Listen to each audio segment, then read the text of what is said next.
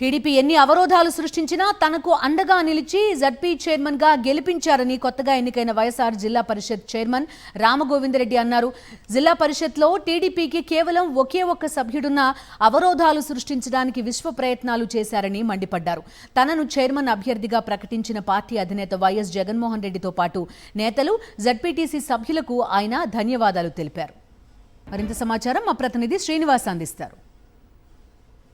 వైఎస్ఆర్ జిల్లా పరిషత్ చైర్మన్గా బ్రహ్మంగారి మఠం జడ్పీటీసీ రామగోవిందరెడ్డి చైర్మన్గా ఈ ప్రమాణ స్వీకారం చేశారు. ఏకగ్రీవంగా ఆయన ఎన్నికైనటువంటి పరిస్థితి అయితే ఉంది. మన దగ్గర చైర్మన్ రామగోవిందరెడ్డి గారు ఉన్నారు. ఆయనతో మాట్లాడేటువంటి ప్రయత్నం చేద్దాం.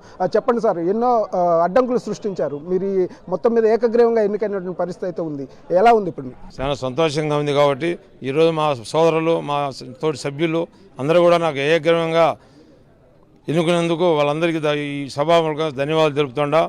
ఎందుకంటే వాళ్ళు ఎన్ని ప్రభావాలు, అంతకుముందు రాజకీయ ప్రభావాలు పెట్టినా కూడా మా జగనన్నే కావాలా, మా జగనన్న పార్టీలో మేము ఉండాలా, మా జగనన్న పెట్టిన అభ్యర్థి ఎన్ని కావాలని వాళ్ళ కోరిక మేరకు ఎన్ని చేసినా ఎవరు 42 మంది 2024 ఎలక్షన్లో 42 మంది ఈ పార్టీలో నిలబడిన ప్రతి ఒక్క సభ్యుడు ఈరోజు 9 నెలలైనా కూడా ఒక్కరు కూడా కదలకుండా వాళ్ళు ఏదో ఫోన్ చేసి మాకోసారా అని కూడా ఎవరైనా మేము జగనన్న అడుగుజాడలను నడిచేవాళ్ళమే, అవినాష్ రెడ్డిని అడుగుజాడలు నడిచేవాళ్ళమే, మా జగనన్న ఎవరు, అవినాష్ రెడ్డి అన్న జగనన్న ఎవరు అభ్యర్థిని ప్రకటించే వాళ్ళకు ఏకగ్రీవంగా ఎన్నుకుంటామని ముఖ్యములుగా చెప్పి వాళ్ళు ఎవరే కానీ మాట తప్పకుండా ఈరోజు సభకు వచ్చి ప్రతి ఒక్కరూ మనకు సపోర్ట్గా నిలబడారు.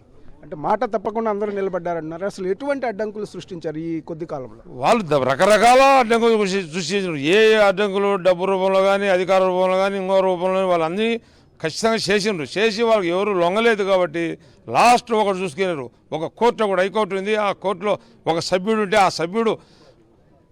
ఆ సభ్యుడు నేను గెలుస్తాను, ఆ రెండు అయిపోతే ఆ రెండు ఎలక్షన్ ఇచ్చి నేను గెలుస్తాను ఆ సభ్యునితో సంతకాలు పెట్టుకొని ఆ సభ్యుడు కోర్టుకు పోయినాడు కాదు, ఇంటి దగ్గరనే గోపురం ఉంటే ఆ సభ్యుని దగ్గర పోయి సంతకం పెట్టుకొని మన ఏదో రకంగా అడ్డంకులు పెట్టి ఈ జిల్లా పరిషత్ ఆపాలా, ఈ జిల్లా పరిషత్ వైఎస్ఆర్ పార్టీ జగన్మోహన్ రెడ్డి సొంత జిల్లాలో ఆపినామని ఒక కుటిలమైన పరిపాలన చేసి ఆపితే ఆ కోర్టు దేవుని దయ వల్ల మా బ్రహ్మంగారి ఆశీర్వాదం వల్ల ఖచ్చితంగా జడ్జి గారు మనకు అనుకూలంగా తీర్పిచ్చారు. తెలుగుదేశం పార్టీ ఎన్ని కుయుక్తులు పన్నినప్పటికీ కూడా పూర్తి స్థాయిలో దీనికి సంబంధించి అయితే జిల్లా పరిషత్ని ఏకగ్రీవంగా మేము కైవసం చేసుకొని చైర్మన్ పీఠం మీద కూర్చున్నామని చెప్పేసి రామగోవిందరెడ్డి చెప్తున్న పరిస్థితి అయితే స్పష్టంగా కనిపిస్తుంది.